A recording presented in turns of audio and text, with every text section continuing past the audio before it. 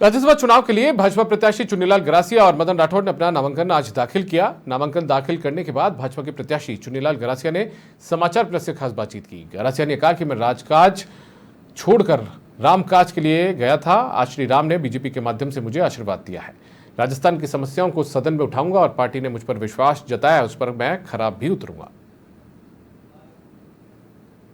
BJP प्रत्याशी चुन्नीलाल गरासिया और मदन राठौड़ ने आज नामांकन दाखिल कर दिया है। हमारे साथ हैं बीजेपी के राज्यसभा प्रत्याशी चुन्नीलाल गरासिया, जिनसे बात करेंगे।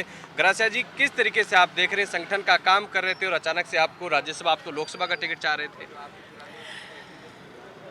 चाहे संगठन का माध्यम हो, चाहे हमारे जनप्रतिनिधि का माध्यम हो, मेरा हमेशा काम करने का केंद्र बिंदु भारतीय जनता पार्टी रहती थी। संगठन के नाते भी भारतीय जनता पार्टी को ताकत देने के लिए बराबर 1990 से लगा रहा हूँ।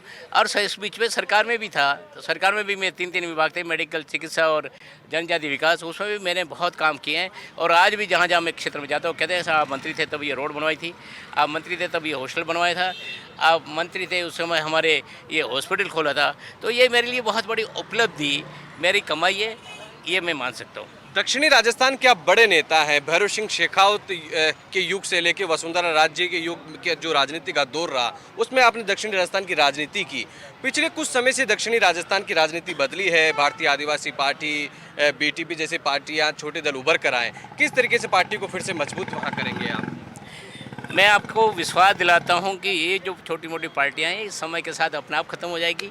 क्योंकि आज का मतदाता जागरूक है, वो जानता है कि हमारा भला किस संगठन में, किस पार्टी में, किस सरकार में रहने से होता है। इस नाते इस शिक्षित जो हमारा समाज है, जो भी समाज है, उस समाज में जा कर के मैं इनको बिल्कुल भावनाओं से न बह करके इनको बुद्धि के आधार पर इनको कन्विंस करूँगा, उनको समझाऊंगा कि भारतीय जनता पार्टी और नरेंद्र भाई मोदी के साथ रहने से समाज का भला किस तरह से हो सकता है, समाज में विकास किस तरह हो सकता है, समाज की समस्याओं का समाधान किस तरह हो सकता है।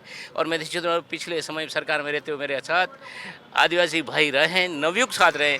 हर मीटिंग में 10,000 5,000 की मेरी मीटिंग हुआ करती थी। मैं समझता हूँ कम समय में टेम्परेरी फेस मान सकता हूँ और आशावादी हूँ मैं।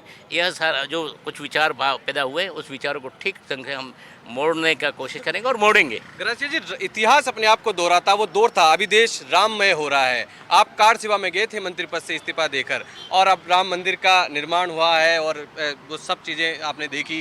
एक गैप आया था आपका भी राजनीति में, आप सत्ता में रहे और संगठन में रहे, वो अंतराल, क्या राम लला की भक्ति का वो सब चीज़ें आपको मिला आशीर्वाद? मैं आज का जो मुझे भारतीय जनता पार्टी में जो विश्वास किया, मैं समझता हूँ ये रामलला का आशीर्वाद है। मैं निश्चित रूप से कह सकता हूँ, क्योंकि मैं जो राजकाज के रामकाज, मैं राजकाज को छोड़कर रामकाज के लिए गया था, और वही राम जी ने मुझे आशीर्वाद भारतीय जनता पार्टी के माध्यम से दिया है। मैं राम जी के चरणों में नतमस्तक होता हूँ। तो ये हैं चुन्नीलाल गरासिया, जिन्होंने कहा कि मैं रामलला के आशीर्वाद से राज्यसभा का प्रत्याशी बना हूं। उस दौर में मैं राजकाज को छोड़कर रामकाज के लिए गया था और वही राम का आशीर्वाद मुझे आज मिला है। कैमरा पर्सन मोहन के साथ अधिराज सिंह, जयपुर।